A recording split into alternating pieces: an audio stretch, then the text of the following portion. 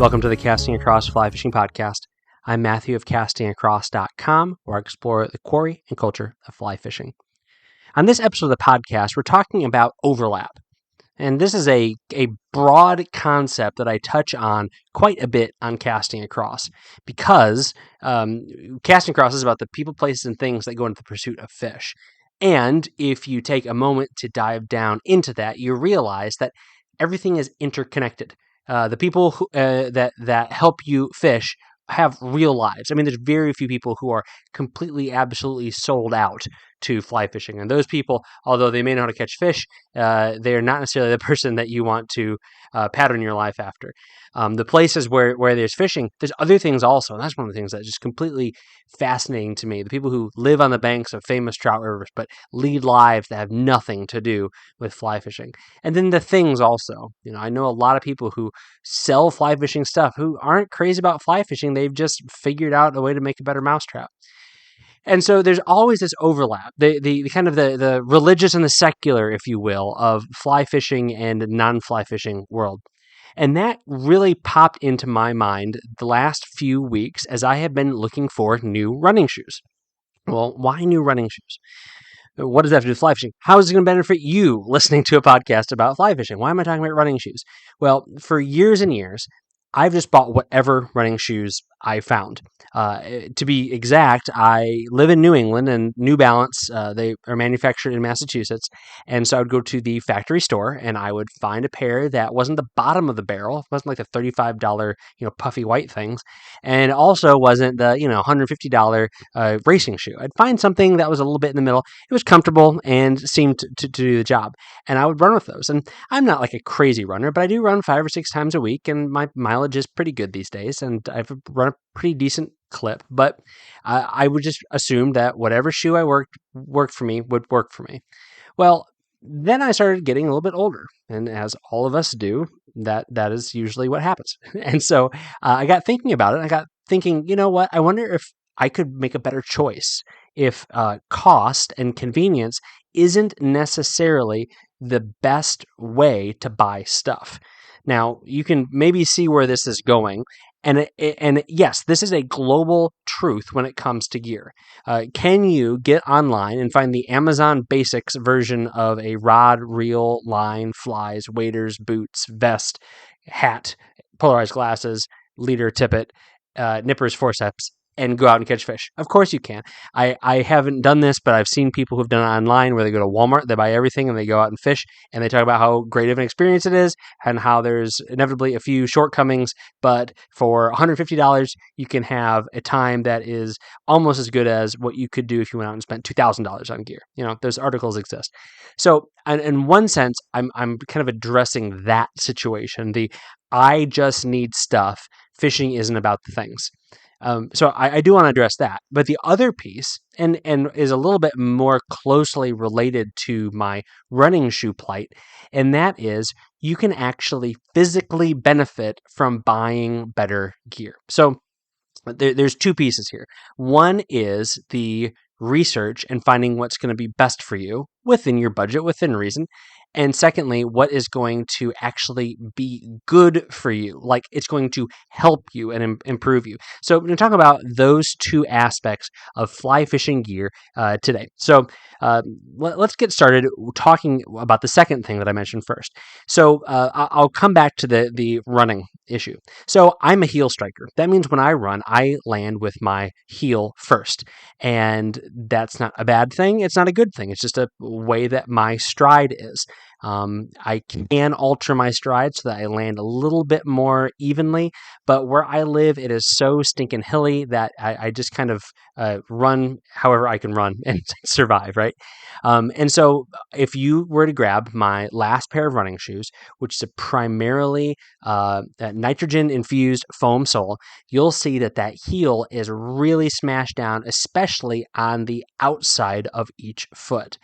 And so what did I look for? Well, I looked for a few things. One, I looked for a nice heavy foam sole, something that is going to stand up to a lot of repetitive motion. Secondly, I looked for a thicker rubber outsole, something that is going to offer more protection for that sole and some more cushion for me. There's a couple other aspects of things that I look for in a running shoe. And trust me, this is circling back to fly fishing. I'm just making the point. I like to have good heel support, so a nice rigid heel cup. And then also I like to have a wider support on the outside of my foot. So a stability platform, as it were, which because I've hurt my ankles on both feet in recent years. And so I like to have that. And I also like to have a wider toe box to allow my toes to spread out. And there's a couple of other things that I look for. I don't want them to be terribly ugly, but at the same time, if it's hot pink and it's $10 less than the the gray pair, I might save $10 because I really don't care that much. So those are the things that I was looking for. Now, I could go and buy any shoe off the rack. I could probably go to, like I said, Walmart or Target, or get on Amazon, the Amazon Basics, running shoe, and grab that and probably have a pretty good time. And I can probably get, maybe 300 miles out of it. But for a little bit of research and maybe a little bit more money, then I might get 400 miles out of the better running shoe. So I like I said, I used New Balance before, and actually this time around, I got a pair of Brooks and a pair of Ultras. And what they accomplish different things, and that's actually with intentionality. The Brooks have a it's a significant drop. So it goes from my heel to my toe. It's 12 millimeters. 12 millimeters isn't a lot, but the Ultra is a zero drop shoe, which means a completely flat platform, which means that as I run, these are moving different muscles. So again, what does this have to do with fly fishing? Why does this conversation why are you listening to this for 6 minutes? Here's why. What is going on with your foot? What is going on with your back? What is going on with your shoulder? Maybe if you're a very, very young person listening to this podcast, these things aren't an issue for you at all. At the same time, by the time you get into your 30s and 40s, and certainly in your 50s, these are legitimate questions. What kind of discomfort are you suffering at the end of a day of fly fishing? Is it minor that you can you can acknowledge it if you think about it, but then it goes away really quickly? Or is it something that makes you say, ugh, I shouldn't have stayed out that extra hour? This is what I'm talking about. These are the things where you can, in your shopping and in your trying things on and in your searching out fly fishing gear, these are the problems you can solve by spending just a little bit more time. And here's where I get frustrated when people say, it doesn't matter, you just get whatever. Okay, you can do that, but say you just get whatever and your shoulder is sore because you picked a rod that has a really heavy swing weight, or maybe isn't accommodate to your slower casting motion really well. And so your shoulder gets sore after 8 hours of fishing, and that 9th hour would have been the time when those bugs really turned on and things got great, or when the fish really got active. Or what if it's that you begin to lose precision in your cast because you get a little bit more shoulder, elbow, wrist fatigue? Now, some of these things can be remedied with adjusting your casting stroke, and I would actually say the vast majority of those issues can be adjusted by remedying your casting stroke. But what if you would have spent maybe another couple of days or a couple of fly shop visits researching a fly rod that fit your casting stroke or the potential of your casting stroke a little bit better, and in doing so, then you would have been able to fish more and fish longer and fish more comfortably and ultimately fish with more focus and precision for years and years to come with a little bit better fly rod. Would a couple more visits to the fly shop, would maybe $50 more, would a little bit more time invested, would that be worth it? And my argument is yes. Now, assuming you have the budget, assuming you have the time, all those things, I think that, we're not doubling the price. We're not saying going from the entry-level rod to the highest end, latest model from Sage or Orvis. I'm saying going in and finding exactly what works the best as far as you can tell, as close as you can approximate at that point in time, what is going to work for you. It might take a little bit more energy.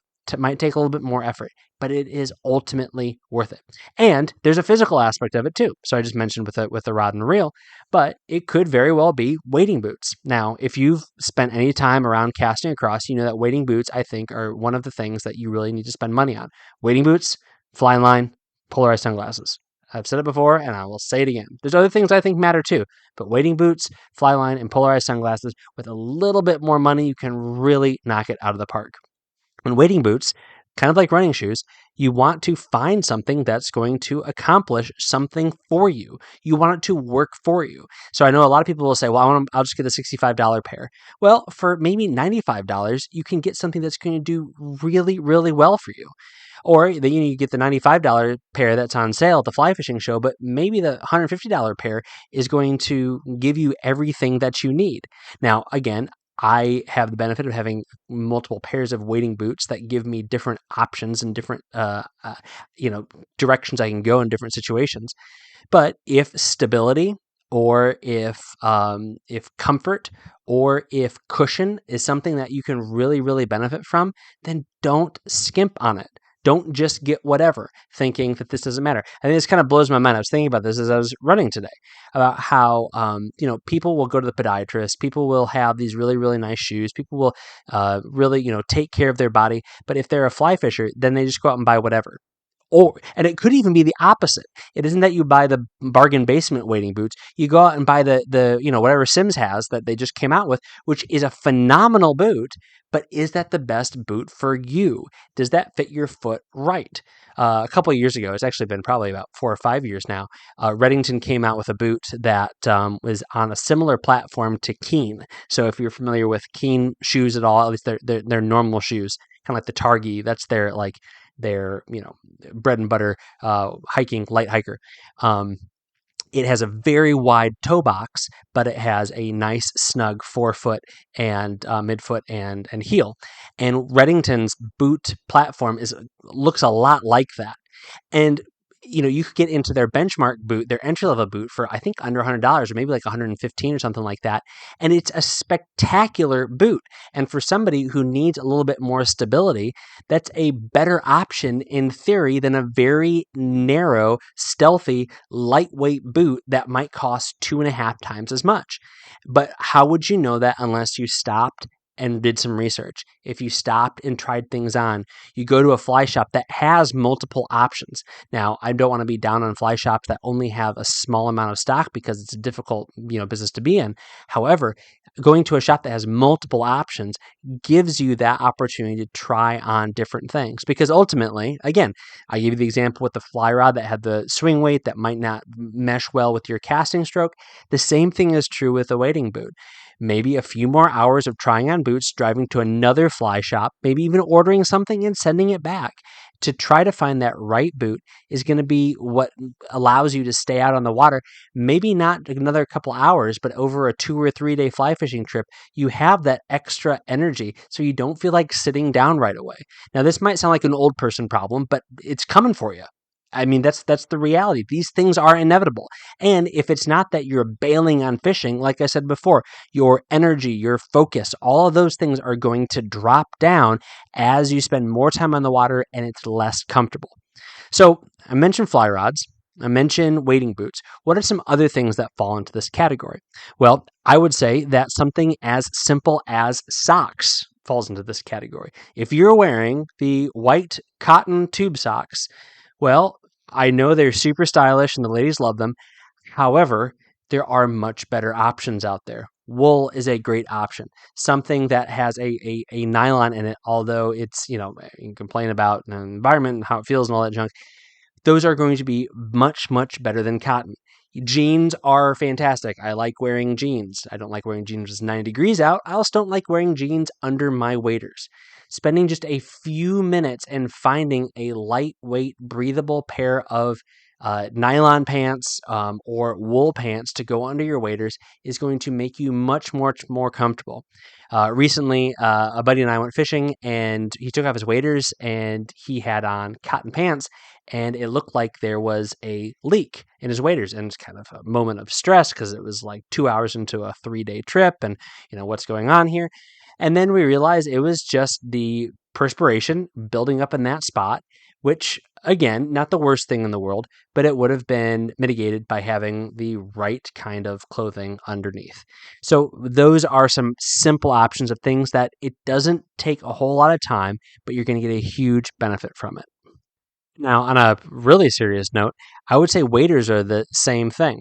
So the same, but to a much more significant degree. So recently, I passed on a news story and kind of riffed on it a little bit about a gentleman who fell fishing in Maine and didn't have a wading belt on, and his waders filled up, and he drowned, unfortunately, on Father's Day. But something else that I got thinking about after that was, you could have very ill-fitting waders that would really complicate and exacerbate this issue. If you have really, really baggy waders, I think we've all seen really, really baggy waders.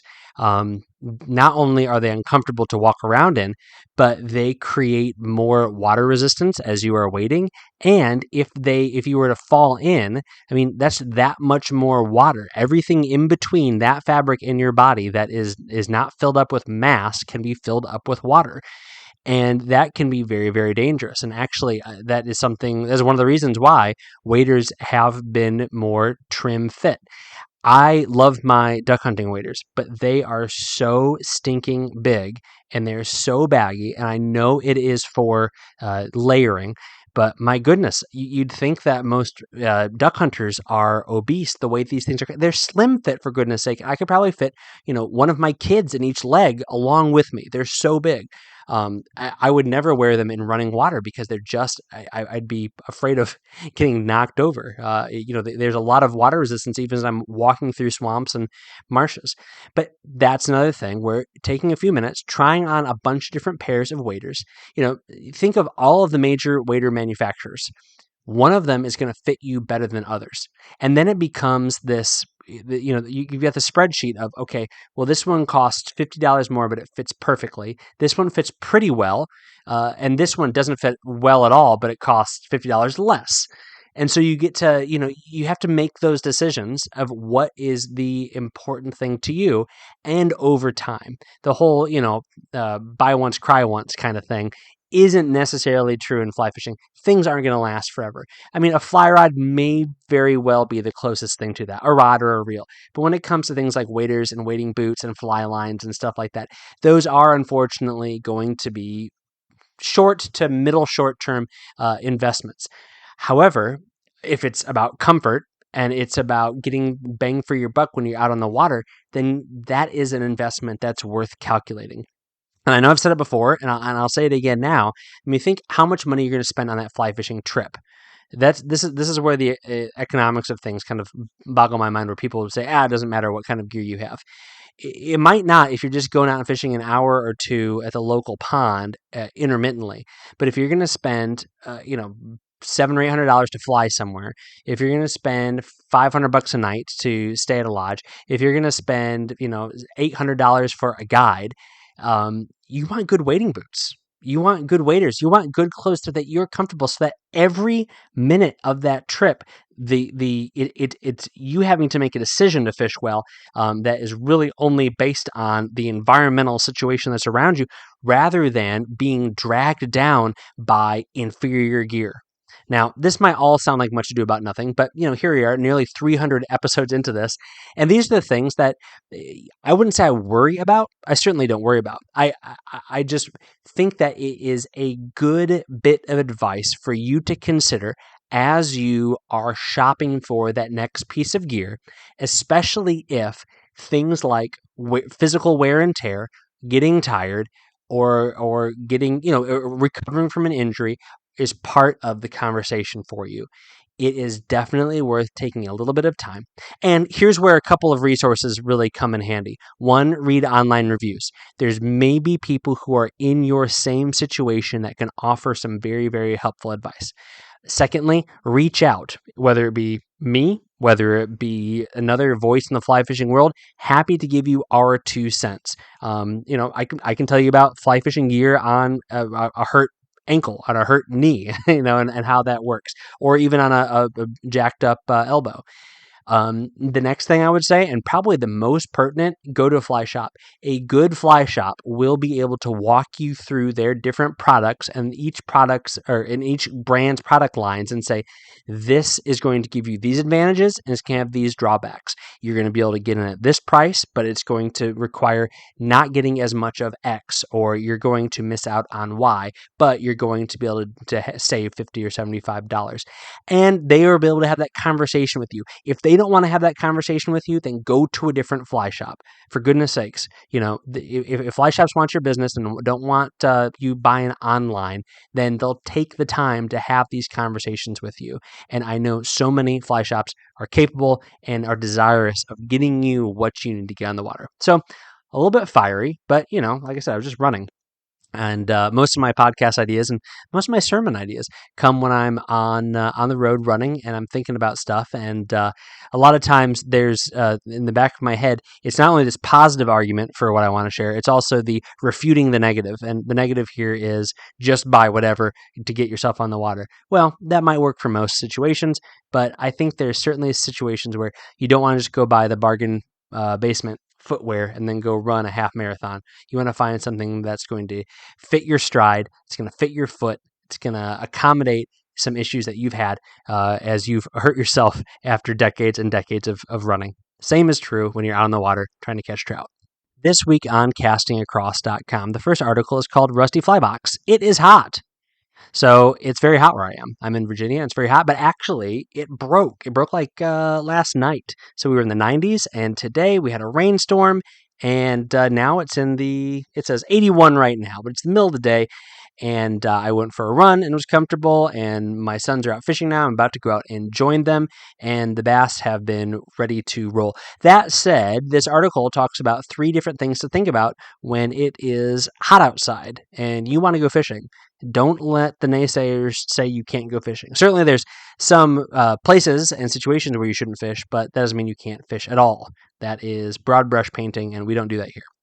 Next article is called Past Fly Fishing. Past Fly Fishing.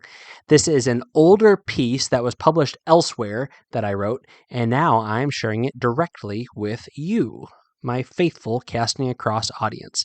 And so it is a little bit of a kind of a story and a theme of getting past and getting deeper. And so I would definitely recommend that you read that. It's a nice, short, but fun read.